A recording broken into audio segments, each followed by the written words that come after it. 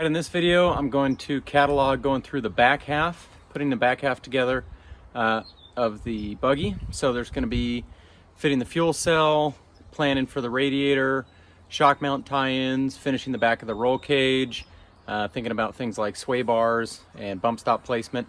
So follow along, see how far I get. Fuel cell has been removed from the TJ. It looks old and yucky, but I actually have new gaskets and nylon washers and stuff for it. And I'll take the foam out and check it out. So anyway, before it actually starts up in the car, that'll get rebuilt. It's still gonna look old and lousy, but the paint on it just kind of gets eaten by gas, and it leaks gas out of every orifice pretty regularly. So not a big fuel cell guy, but it is what it is. So this is where I think it needs to go. Goal is to get it as low as I possibly can. So it's dictating where the frame needs to go. So I think if I run tubes on the outside of the fuel cell, insert finger tube, I think there's a chance the shock gets into it on articulation. And it's possible it doesn't, but it's really hard to find out. And I don't have to build the frame wider than the fuel cell, so I'm just not going to. So I'm gonna put tubes under it, but then I'm trying to get it as low as I can to where it'll definitely clear the drive shaft. So look at there. So it will clear the drive shaft rear yoke at this height, but I don't think I can go any lower.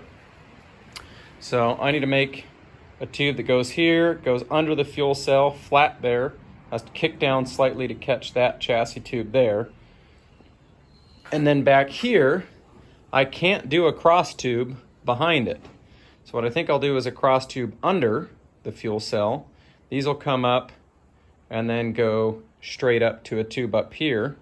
And that's what it's gonna take to not take up the space that the third member is gonna be in, because the third member comes out of here and arcs down. So I just can't fill that space with tube, and I don't wanna push the fuel cell up if I don't have to. So do that, then have a tube that comes up here. Begins. This is all 1 3/4 120 wall that I'm working with here. And basically I made this a width where it's just about half the tube will be proud of the fuel cell, which I think is going to be enough room to where at full articulation the shock's not going to swoop into this. So I'm feeling good about that. And back here, went ahead and welded this because it's kind of integral to what it is. Got a nice little 30-degree cut on there because I envision some tubes coming up kind of at an angle, but as you can see, they clear the axle, and I do plan on doing some truss work on the axle, so I did not want to have this tube coming over the top of it, even if it was technically possible. So let's take this back, and I'll keep the block under there now for strength, but see how the fuel cell fits. Current working idea is to put this tube at a 15-degree angle back, and what that lets me do is I can't slide the fuel cell back. You'll see it's going to be right up against the weld on there. I'll end up using probably some angle iron or something to frame in the fuel cell on there. But what I want to be able to do is when I take it out, I just tilt it back and then it comes out. Because this B pillar is sloped, this will be sloped a little bit more than that. So it should give me room to get that out, in and out comfortably. And depending on where I put the radiator, it would of course be nice to be able to get the fuel cell out without taking the radiator out, which is why this is at a little bit steeper of an angle. So one of the tricks I like for notching a tube that's pretty critical is I'll put it up there, and then this marks the center line. So this is where I want the bore of the hole saw to go across. And then I do a loop like this for the side that's the deep side. So I already know I want a 15-degree, but now it's not possible that I put the tube in upside down and notch it backwards. Vision's coming together. So this pipe, or this tube, is 15 degrees back, 15 degrees out. So it looks like this. A lot of the tricky parts of building things is figuring out how to make things even and how to measure them. So getting little tips and tricks as I go. But for these, to make sure I have them clocked at the same angle, I had my degree wheel, which got me close, but ultimately cross taping because I know the base is square like it needs to be. Cross taping up here, set that angle, then cross taped up there and matched it. And then for the cross tube here, I was able to put the degree finder on it and just zero it out because the horizontal bar on my horizontal chassis table, 0, 0, 0, just like the B pillar is. So that made it nice and easy. The gap from here to here is 20 inches, and the mount that I have for the fuel cell is 19 7/8. So it's exactly right to tilt this cell back and slide it up and out. So I'm really happy with that. And this will get cut at the right angle and go down to here and join. But the thing I need to do before that is I need to lower the suspension a little bit, put the bypass shock in, and make sure if I run a straight tube like that it doesn't get into the reservoir of the bypass.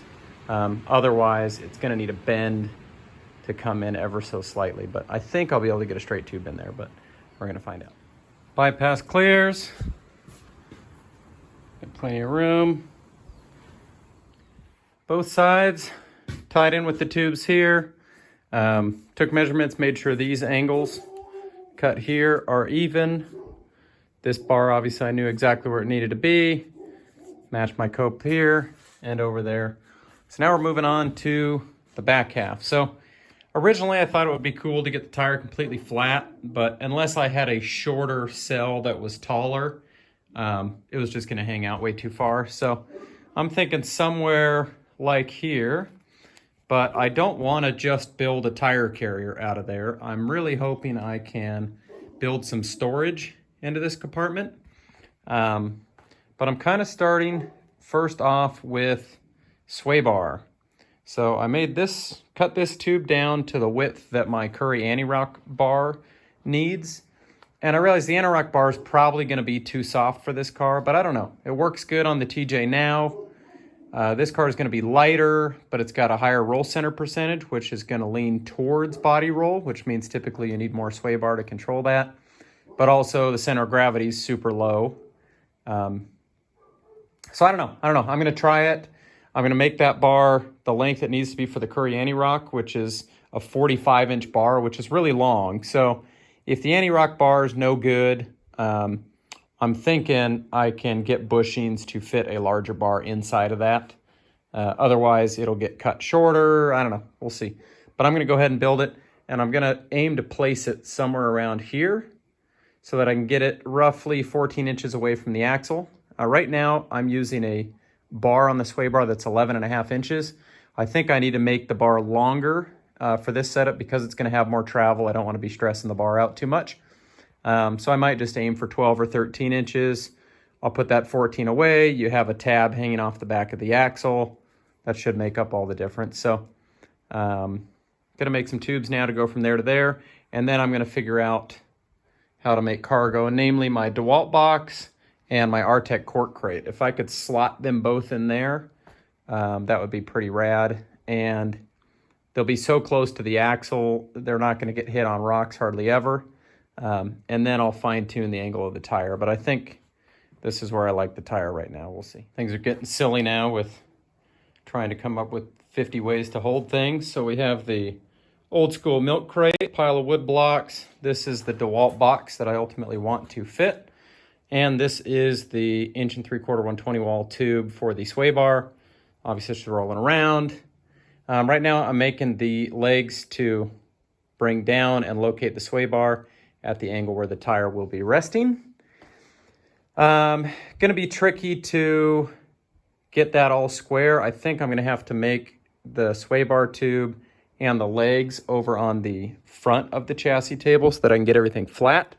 I just have to get really good measurements and notches for the sides there, which is going to be pretty tricky, but lots of fiddling. We'll get it there. All right. What I did was made these two tubes, coped them, laid them over each other on the table to make sure they were identical. And then I welded them onto the sway bar tube down on the front of the chassis table and squared that up real nice.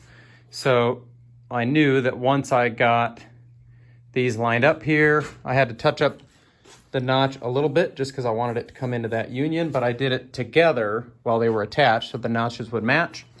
Laid it at the angle that I think I want it, a little bit of gap there.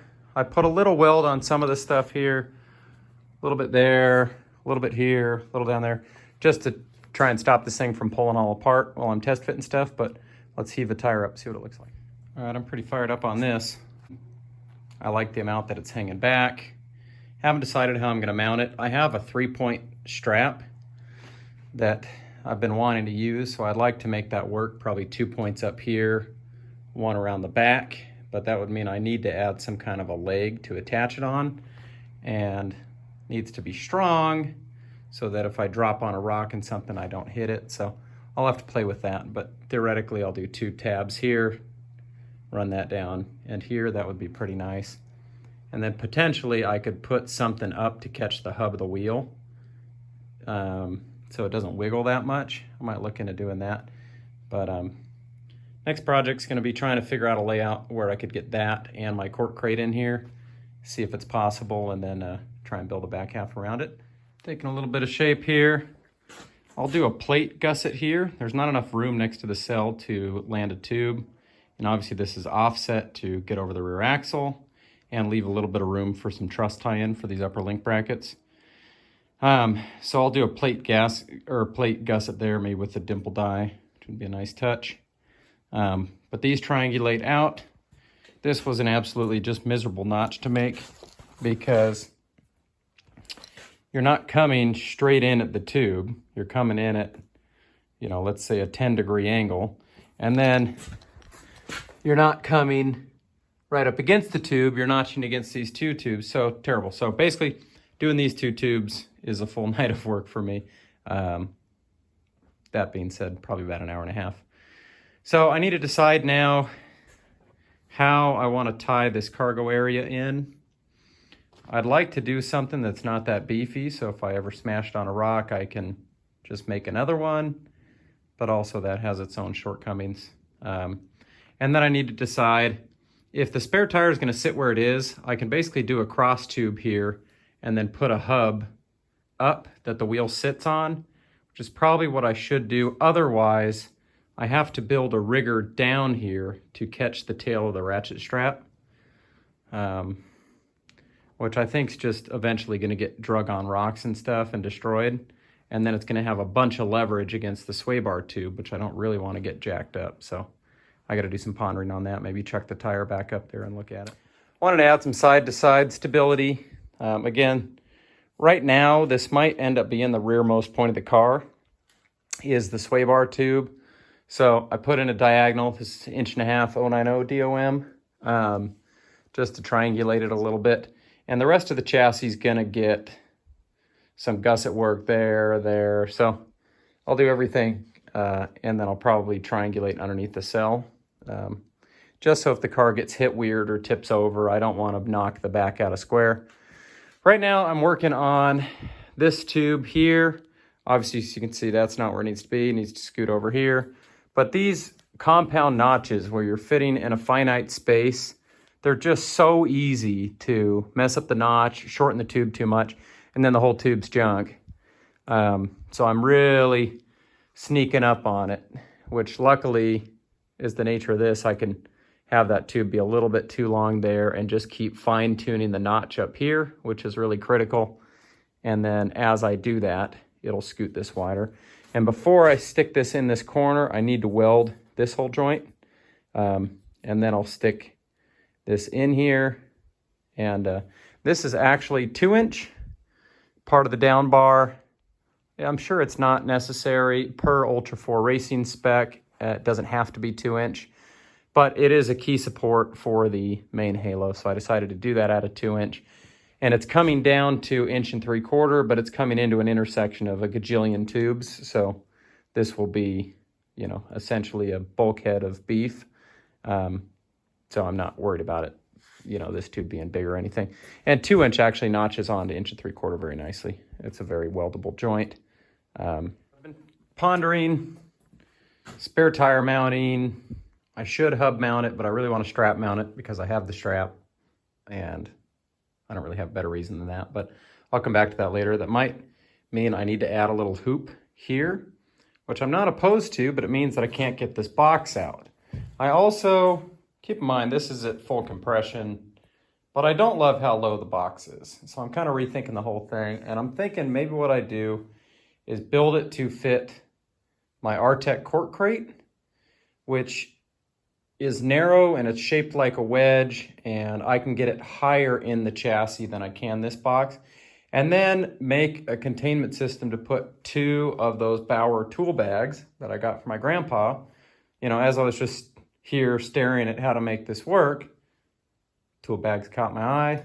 And in reality, you can fit a whole bunch in those. And if I get them tucked in there real nice, even if it's something where you have to drop the tire to get the tool bags, you know, if the tire's strapped, it's easy to get up and down. So I'm kind of leaning towards doing something like that. So we'll see what tomorrow's fresher perspective brings, but I'm liking it so far. Bars for the B-pillar tie-in are worked out. This will get cleaned up and capped, but I like that style. This was another absolutely miserable notch because it's 1, 2, 3, 4 tubes that I'm joining this one to. So had to get, it's not cleaned up over here, but, and then brought it in here. Got this one right in the corner of all these tube junctions where I wanted them. Not everything's finished welded, but lots of it is. Because I don't see any reason why this will change. So I think I'm gonna make this tube on the other side, and then we'll work on the shock hoop tie-in. But just to give you an idea of basically what the back half of the car is gonna look like, I'm pretty fired up on it. I think this is where I'll end this video. That is essentially the back half of the car. Lots more finish work to do, some gussets, some top caps, some fuel cell mounts, some gussets for this, blah, blah, blah, blah, blah. But that's basically framing it out. That's all she wrote for the back half. That's as far as I'm gonna get for the video. Next time I think I'm gonna move over to the front end. We'll start putting together front suspension and things like that, and see what happens next.